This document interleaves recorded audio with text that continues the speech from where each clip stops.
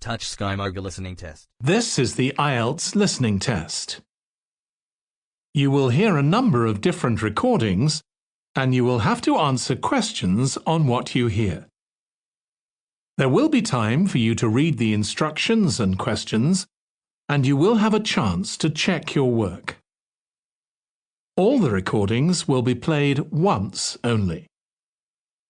The test is in 4 parts. At the end of the test, you will be given 10 minutes to transfer your answers to the answer sheet. Now turn to Part 1.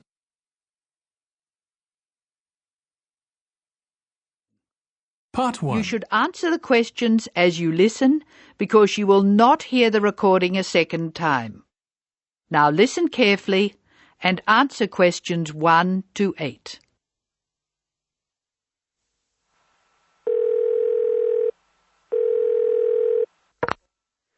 Hello, Foreign Student Advisor's Office. This is Bob Wills speaking. Can I help you?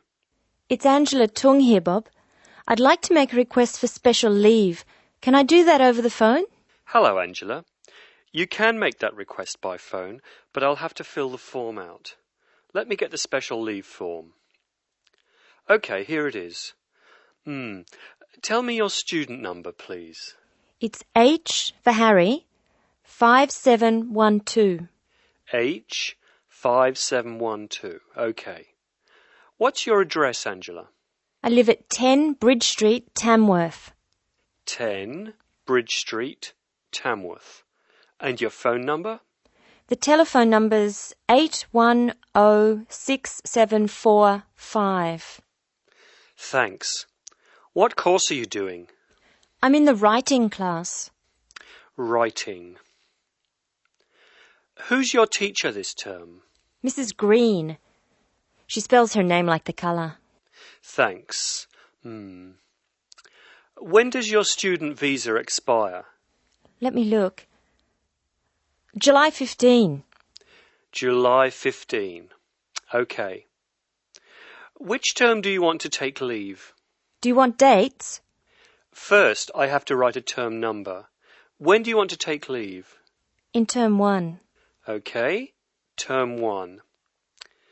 Now, can you tell me what are the exact dates? I'd like to be away May 31 to June 4. OK, I've got that. You'll miss 4 working days between May 31 and June 4. Is that right? Only 3. I'll be away over a weekend. I'll be back at my classes on June 5, so that's 3 days away. Look at questions 9 to 12.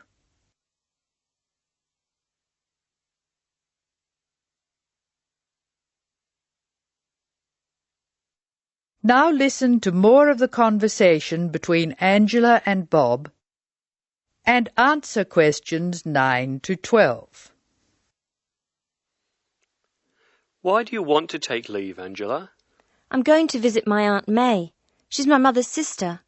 She and her husband are my guardians while I'm here. Where do they live? About 50 kilometres from here, near Armadale. Do you have to take so long if they live nearby? My mother is coming with me. She's come for a holiday, so she wants to have some time with May. And I want to spend some time with my mother too. Aren't you going home soon? I've applied to extend my time here. I expect to go home in 12 months. That is the end of Part 1.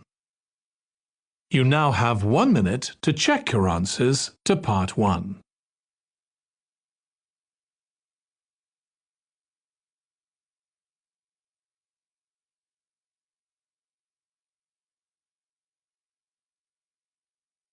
You are going to hear Part a tape 2. recording of instructions and advice, which a woman called Martha has left for her friend John, who is coming to stay at her house and take care of it while she is away. First, look at questions 13 to 18.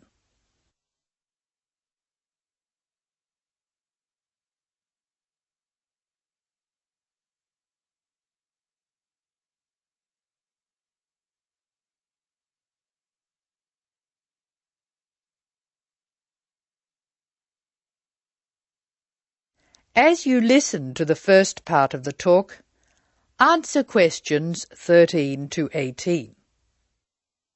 Hello, John. Welcome to the house. I'm really pleased that you can be here to look after my house while I'm away. Here are some things you need to know about the house. Important stuff like when the garbage is collected. In fact, let's start with the garbage, which is collected on Friday. Just write garbage on the calendar on the days they take it away. Put it out on Friday every week. That'll be Friday 22nd, Friday 29th and Friday 5th. It's a really good service. The trucks are quiet and the service is efficient. The bin will be put back outside the house empty. It's a good idea to put it away quickly. This street can be quite windy.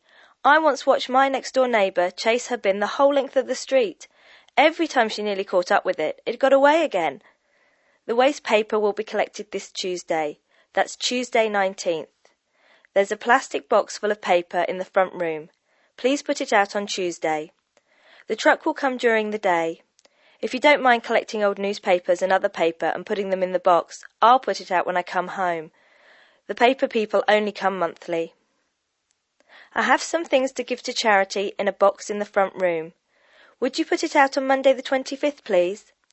It's a box of old clothes and some bed linen which I've collected, plus a few other bits and pieces.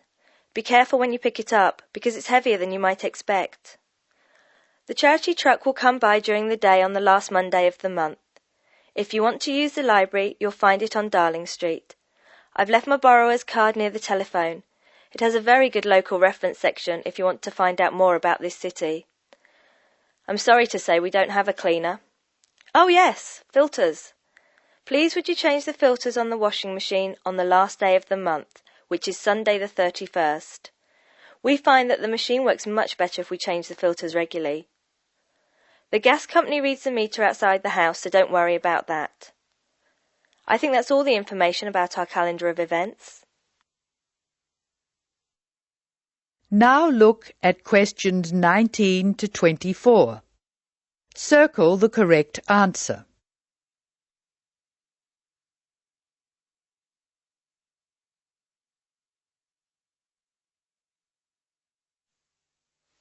Well, John, I'm trying to think what else I should be telling you. As you know, I'm going to a conference in London. I hope to have a little time to look around. It's a great city. I do hope I manage to get to at least some of the theatres and museums. I'm looking forward to all the things I have to do at the conference too. I'm giving a paper on Tuesday the 26th, and there are a couple of really exciting events planned later in the conference programme. I hope to meet up with an old teacher of mine at the conference. She taught English literature at my old high school, and we've kept in touch through letters over the years. She teaches now at the University of Durham, and I'm really looking forward to seeing her again. By the way, I expect you're hungry after your trip. I've left a meal in the refrigerator for you. I hope you like cheese and onion pie. Would you do me a favour, please? I haven't had time to cancel an appointment. It was made a long time ago, and I forgot about it until this morning.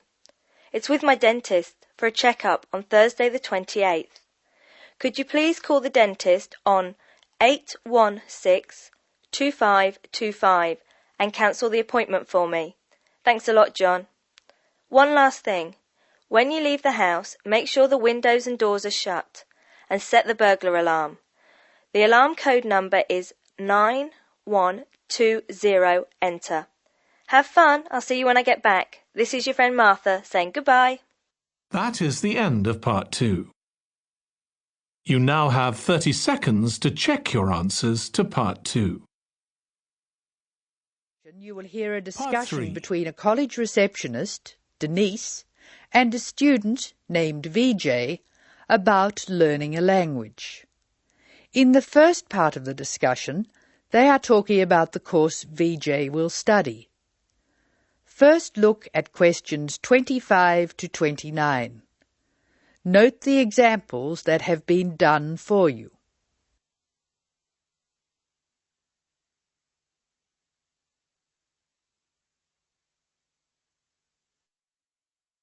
Using no more than 3 words or numbers, complete the table. Hello. May I help you? Hello. Is this the right place for me to register to study foreign languages? Yes, it is. May I have your name, please? Vijay. My family name is Paresh. Vijay Paresh. Okay. Do you have a telephone number? Yeah. 909-2467. Thank you. Now, which language would you like to learn? We offer French, Italian, Cantonese, Mandarin, Spanish, Portuguese. I'd like to learn Spanish, please. Okay. Our classes are conducted in lots of different places. We have classrooms in the city and here in this building. What's this building called? This is Building A. I work near here, so it'd be best to study in Building A. What time do you want to come to lessons? They go on for 3 hours and they start at 10 a.m., 4 p.m., and 6 p.m. I wish I could come to the daytime lessons, but I can't. So 6 p.m, please. That's our most popular time, of course. Have you ever studied Spanish before? No, I haven't. We describe our classes by level and number. Your class is called Elementary 1. Okay. When will classes start? Elementary 1 begins, just a minute. It begins on August 10. Great. Now what else do I have to do? Now look at questions 30 to 32.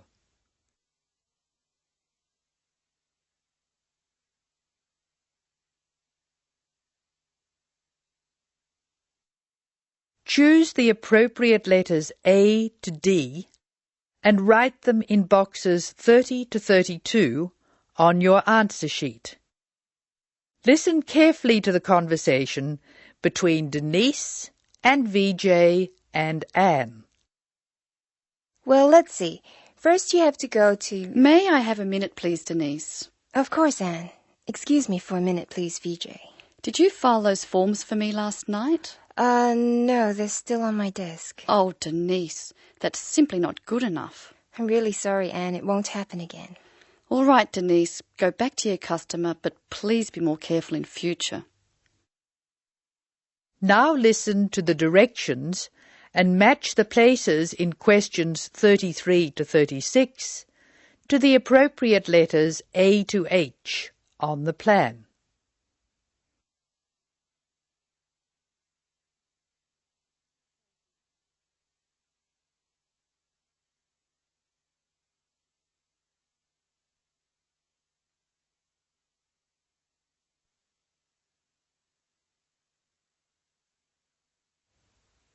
I'm sorry, Vijay.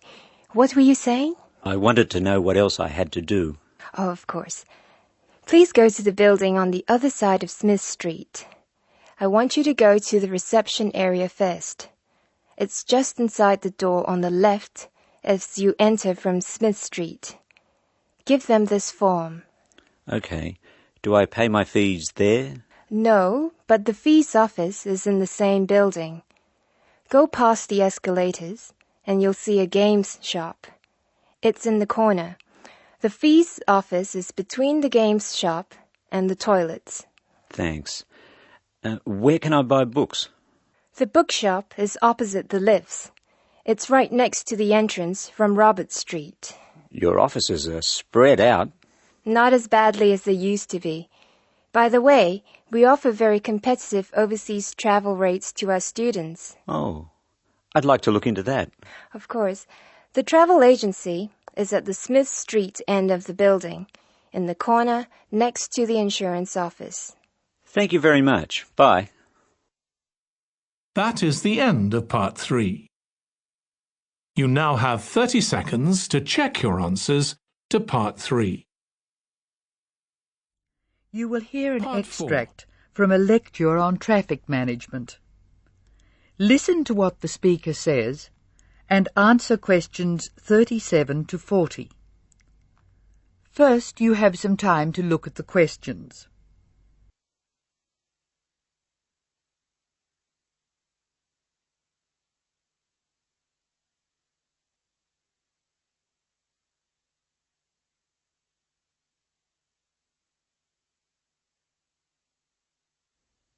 Now listen carefully and answer questions 37 and 38.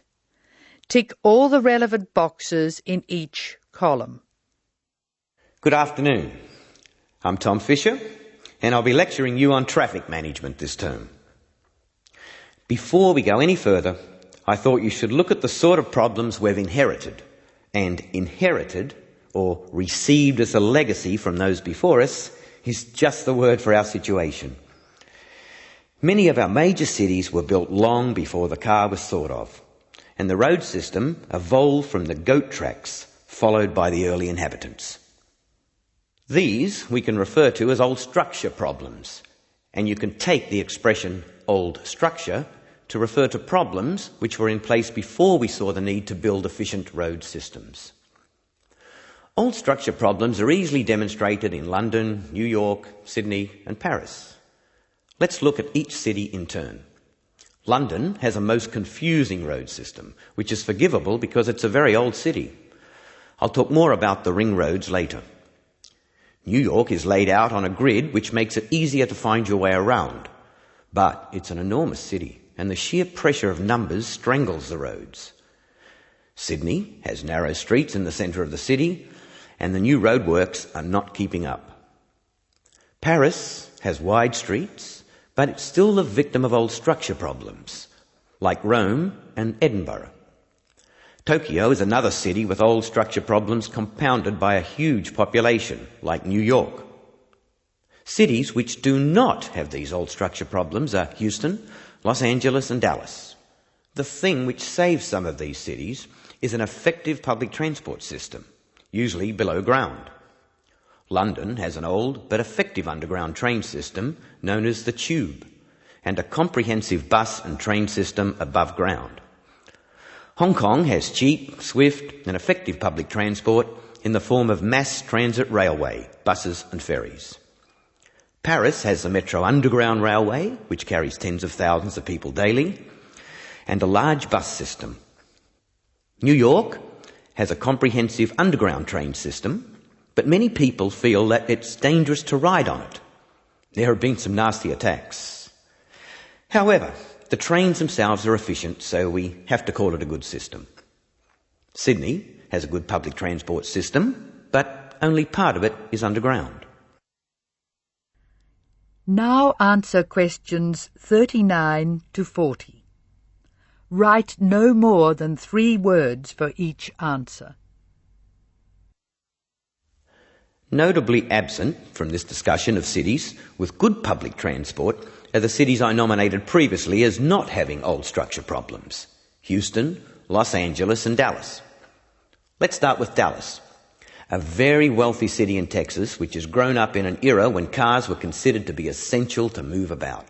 It has an excellent road system, as does Houston, another new city with wise city leaders who insisted on good roads. However, the public transport system in both Houston and Dallas is extremely poor. As a result, travel in Dallas and Houston is easy except for peak hour, when a 20-minute run can expand to more than an hour in traffic jams. Los Angeles suffers from chronic highway blockages, despite efforts to encourage people to use public transport. Cities with good road systems and no old structure problems can use other methods to reduce the number of vehicles travelling together at peak hour. Flexi time is one good method.